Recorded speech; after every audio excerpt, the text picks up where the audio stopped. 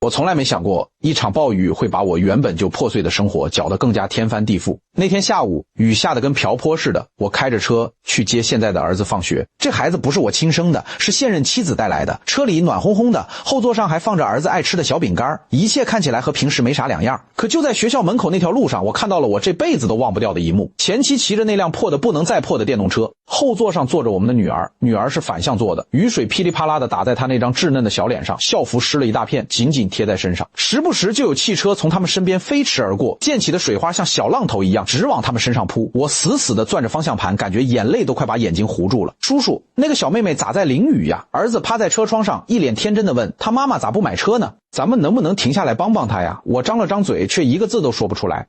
我咋跟她说那个在雨里淋得可怜巴巴的小女孩是我的亲生女儿呢？咋跟她说？我这个当爸爸的只能眼睁睁看着自己的孩子受苦呢。那一刻，我觉得自己就是这世上最没用的爸爸。儿子见我不吭声，又着急地问叔叔，小妹妹会感冒的，咱们真不能帮帮她吗？这孩子的善良就像一把锋利的刀子，直直地插进我心里。我勉强挤出一丝比哭还难看的笑容，说他们有地方躲雨的。话一出口，我就恨不得狠狠扇自己几个耳光。车子慢慢超过了那辆电动车，我从后视镜里看到女儿直勾勾地盯着车里的儿子，眼睛里全是羡慕。我的心就像被刀狠狠地绞着一样，疼得厉害。离婚前每天接送女儿都是我最开心的事儿，车里总是备着她爱吃的零食，冬天有暖气，夏天有空调，就算下再大的雨，她也不会被淋到一滴。可现在呢，我开着车接送着别人的孩子，却让自己的女儿在风雨里遭罪，这算哪门子道理啊？回到家，儿子跟妻子讲起了路上看到的事儿。妈妈，今天我看到一个小女生坐在她妈妈的电动车上，全身都湿透了，好可怜呀。妻子一边做饭一边跟儿子聊天，是吗？那你可以帮帮她呀，咱们车里空间这么大。我摇摇头，没说话，我能说啥呢？说那个女孩子是我和前妻的女儿，说我是个混蛋爸爸。今天看到那个淋雨的小女孩，我就想，为啥她爸爸不来接她呢？儿子接着说。就在这时，我的手机响了，一看是前妻打来的，我心里咯噔一下。3年来，她很少主动联系我，除了每个月要生活费，我们几乎没啥交集。我走到阳台接起电话，女儿发烧了，前妻的声音听起来疲惫极了，烧得可厉害了，我一个人实在忙不过来，你能不能？他话还没说完，我就赶紧说，我马上过去。3年来，他第一次开口求我帮忙，第一次允许我在女儿面前出现。我急匆匆赶到医院，远远就看到儿科门诊门口，前妻抱着女儿，正耐心地给女儿喂水，女儿靠在她妈妈怀里，小脸烧得红彤彤的，乖乖地张嘴喝水。看得出她对妈妈特别依赖。我站在走廊里，看着这一幕，心里那滋味就跟打翻了五味瓶似的。我深吸一口气，走过去问，女儿咋样了？前妻抬头看了我一眼，眼神里满是复杂的情绪，烧到39.2度，医生说的观察几个小时。他的声音疲惫不堪，幸亏遇到楼下的王师傅，他一直在帮忙去缴费取化验单，我才能抽空给你打电话。我点点头，目光转向女儿，3年没见，她长高了不少，可还是那么瘦。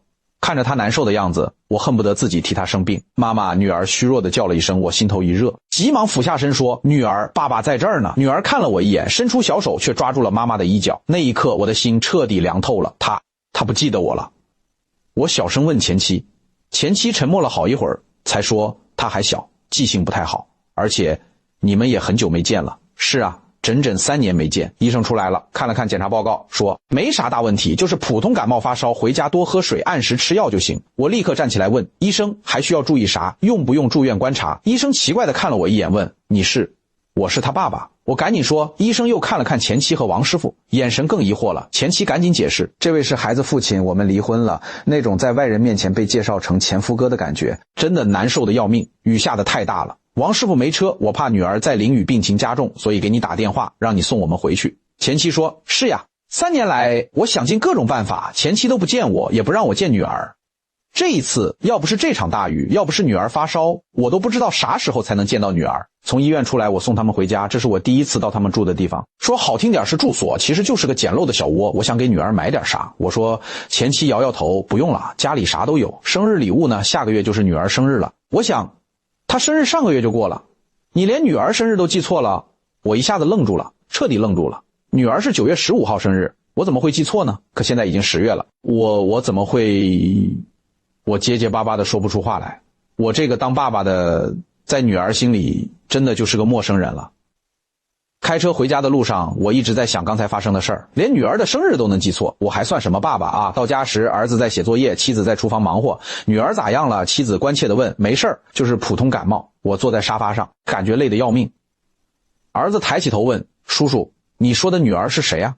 我和妻子对视了一眼。是啊，我在这个家里从来没提过女儿的事儿，是叔叔朋友的女儿。妻子帮我解围，儿子点点头，继续写作业。可我知道这个谎言迟早会被戳破。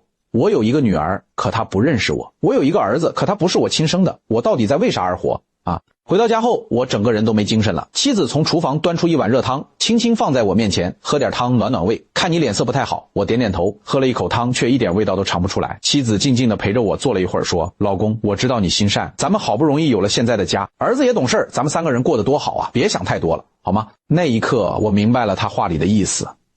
老公，我啥都理解，我也知道你心里不好受，可有些事儿能不理就别理，何必去招惹那些麻烦呢？麻烦？他说女儿是麻烦。我看着眼前这个和我结婚1年多的女人，突然觉得有点陌生。结婚时他跟我说理解我的过去，说会帮我处理好一切关系，可现在呢，他却在暗示我彻底断绝和女儿的联系。我想接女儿来住几天，我鼓起勇气说出了心里话。妻子脸上的笑容一下子就没了。老公，你开玩笑吧？咱们房子就2室1厅，儿子已经和咱们挤在一起了，再来个孩子，住哪儿啊？我不是开玩笑。我站起身，我是他父亲，我有权利，你有权利。妻子打断我的话，声音提高了8度。你想过我的感受吗？想过儿子的感受吗？妻子意识到自己失态了，赶紧压低声音。老公，我不是不理解你，但你想想，儿子好不容易把你当成亲爸爸，你突然带个女儿回来，他心里该多难受啊。就在这时，儿子怯怯地从书桌后面探出头来，我和妻子同时看向他，儿子咬着嘴唇，眼睛里满是恐惧。如果你有自己的女儿，会不会也不要我了？这句话就像一把刀，直接插进了我的心里。我愣愣地看着这个8岁的孩子，看着他眼中的不安和恐惧，他在害怕我像抛弃女儿一样抛弃他。妻子得意地看着我，看到了吧，这就是你想要的结果，把好好的一个家搞得鸡飞狗跳。我抱住儿子，心里乱成一团。我想要找回女儿，可我有没有想过这样做会伤害到另一个无辜的孩子呢？叔叔，我会很乖的。儿子在我耳边小声说，只要你不丢下我，我啥都听你的。妻子看我不说话，又走过来，语气缓和了一些。老公，我知道你心里难受，但你也要为咱们这个家想想啊。我一个女人带着孩子嫁给你，图的是啥？不就是想有个稳定的家吗？他说的句句在理，可我的心却越来越痛。在这个家里，我要照顾妻子的感受，要照顾儿子的感受，唯独不能照顾我女儿的感受。你前妻那边不是有人照顾吗？妻子接着说，那个什么师傅的，看起来对孩子挺好的，你又何必去当这个恶人呢？当恶人，在他眼里，我想照顾自己的女儿，就是当恶人。在这个世界上，没有人会真正理解一个父亲失去孩子的痛苦，哪怕是最亲近的人，也会为了自己的利益，让你选择遗忘和放弃。经过1个多月的努力，我终于说服了前妻，让我带女儿出去玩1天。那天早上，我比平时早起了2个小时，精心挑选了一身休闲装，还特意去理了发。妻子在厨房忙活着，看到我这副样子，半开玩笑说，你这是要去相亲啊？我没接话，检查着给女儿准备的礼物，一个粉色的小书包，里面装着她可能喜欢的零食和小玩具。到了约定的地点，我看到前妻牵着女儿走过来，女儿比上次见面时精神多了，穿着一件粉色的小裙子，扎着2个小辫子，就像个小公主。那一刻，我心里涌起一股强烈的父爱，恨不得把她抱在怀里，再也不放开。女儿怯怯地躲在前妻身后，小声问，妈妈，这个叔叔是谁？前妻推了推女儿，这是爸爸，去跟爸爸打个招呼。女儿犹豫了一下，还是叫我叔叔，但我已经很知足了。我把准备的书包和礼物递给她，我试探着牵起女儿的小手，带她去游乐园。想玩旋转木马吗？我问她，女儿点点头，又摇摇头，太贵了。妈妈说不能乱花钱。听到这话，我的心就像被针扎了一下。一个6岁的孩子已经学会为大人考虑钱的问题了，今天不用考虑钱的事儿，想玩什么就玩什么。我抱起他朝旋转木马走去，女儿在我怀里小声问，叔叔，你真的是我爸爸吗？我愣了一下，点点头，是的，我是你爸爸，那你为什么不住在我们家？女儿天真的问，别的小朋友的爸爸都住在家里的，我不知道该怎么回答这个问题，怎么跟一个6岁的孩子解释离婚这件事呢？因为爸爸有工作要做，我只能这样回答。女儿似懂非懂的点点头。整个下午我们玩了旋转木马、小火车、碰碰车，女儿的笑声越来越多，对我也越来越亲近，她开始主动拉我的手，开始跟我撒娇要抱抱。那种久违的父女亲情让我觉得这是我人生中最幸福的一个下午。吃晚饭的时候，女儿坐在我对面，小口小口地吃着儿童套餐。爸爸，她不再叫我叔叔，我激动得差点掉眼泪。怎么了，女儿？我能经常跟你出来玩吗？她眼巴巴地看着我。我答应以后经常带她出来玩。送女儿回家的路上，我满心欢喜。今天的收获超出了我的预期，女儿终于认我这个爸爸了。我们的关系在慢慢修复。车子停在前妻住的小区楼下，我正准备下车送女儿上楼，看到了前妻和王师傅站在楼下聊天，两人的表情很亲密。更让我震惊的是，我听到了他们的对话。啥时候去登记？王师傅问。下个月吧，把手续都办了。前妻说，孩子也该有个完整的家了，那我就真的是他爸爸了。王师傅笑着说。就在这时，女儿看到了他们，兴奋地从车里跑出去。王爸爸，他扑进王师傅的怀里。我今天跟那个叔叔出去玩了，可开心呢。王爸爸，他叫王师傅。王爸爸，我坐在车里，看着女儿在王师傅怀里撒娇，看着前妻温柔地摸着女儿的头，看着他们三个人组成的温馨画面。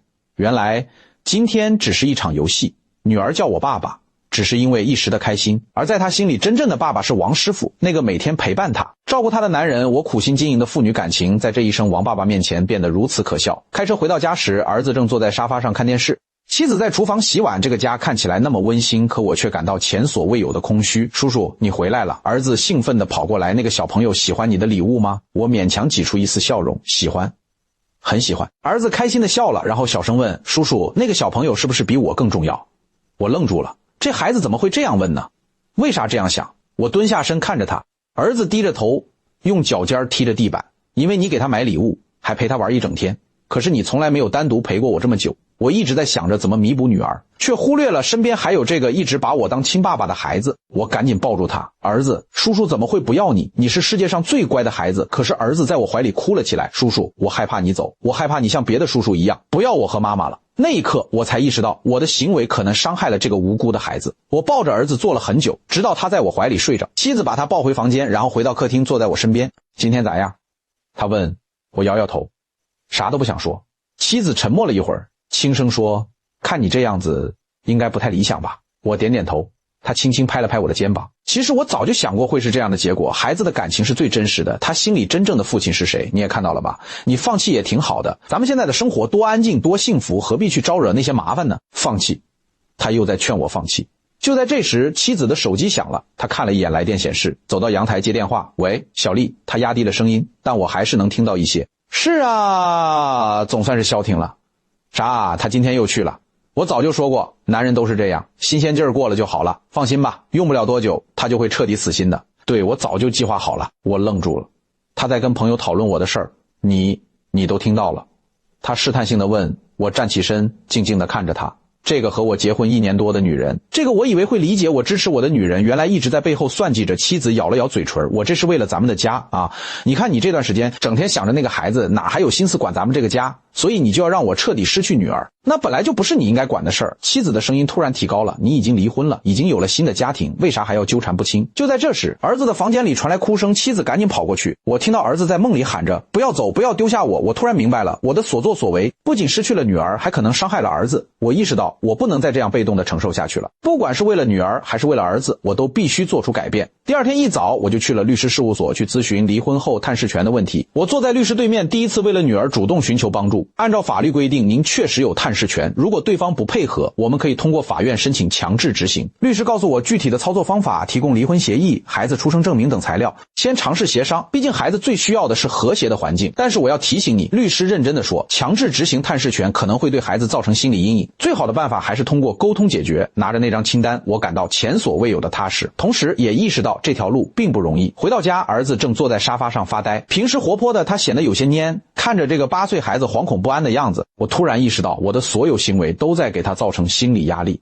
我蹲下身，认真地看着他，儿子，叔叔要跟你说件事儿。其实那个小女孩是叔叔的女儿，叔叔以前结过婚，后来离婚了，女儿跟着他妈妈生活。儿子眨着大眼睛，似乎在消化这个信息。那她是我妹妹吗？如果你愿意的话。是的。儿子想了想说，叔叔，你是因为她才对我不好吗？我心头一紧，问为啥这样想？因为这段时间你总是心情不好，我以为我做错了什么。儿子小声说，如果她是我妹妹，那我是不是可以保护她？像电视里的哥哥那样。他的反应完全出乎我的意料，孩子的世界比大人的世界要单纯得多。就在这时，妻子从厨房走出来，显然是听到了我们的对话。她在沙发上坐下，深深地吸了一口气。其实我一直想，如果我是你，我也做不到完全放下自己的孩子。我与儿子都看着他，妈妈，我真的有妹妹了，我要买礼物给她，要教她他写字，要保护他。我把今天去了律师事务所的事情告诉了他，并且也把律师的建议说了出来，争取探视权。我走过去轻轻拍了拍他的肩膀，我不会让这个家散掉的，我只是想做一个真正的父亲，对所有的孩子都负责任。那一刻，我明白了他心中的恐惧，他怕失去，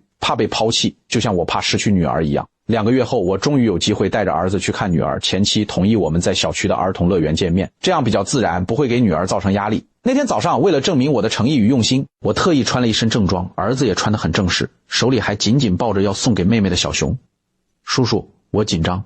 儿子在车里小声说，妹妹长啥样子？万一妹妹不喜欢我咋办？我摸摸她的头，安慰她，妹妹一定会喜欢你的，你是世界上最好的哥哥。到了儿童乐园，前妻和王师傅，女儿已经在等着了。女儿躲在前妻身后，怯怯地看着我们。妹妹，我是你哥哥。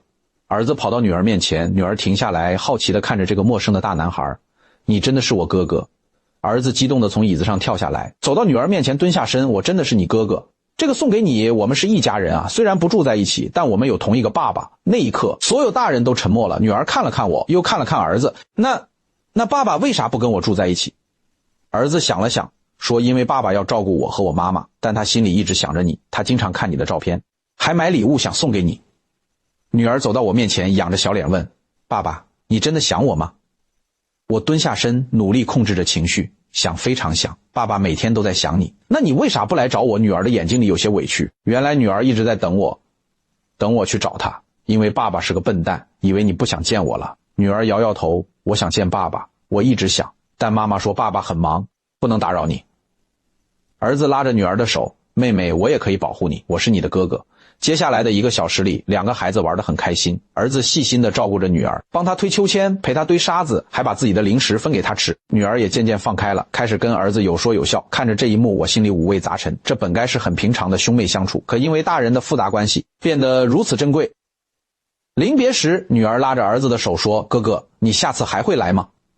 儿子用力地点点头，当然会，哥哥以后每个周末都来陪你玩。女儿开心地笑了，那笑容就像春天里盛开的花朵，灿烂又纯真。她转过身，紧紧地抱住我，小声说，爸爸，我今天好开心，谢谢你。我的眼泪再也忍不住了，顺着脸颊流了下来。我轻轻抚摸着女儿的头，说，爸爸也开心，以后爸爸会经常来看你，陪你玩。儿子也跑过来抱住我和女儿，我们是一家人，永远都不分开。前妻和王师傅站在一旁看着我们，脸上露出了欣慰的笑容。故事到这儿就结束了，欢迎在下方评论区留言讨论，同时也别忘了点赞关注。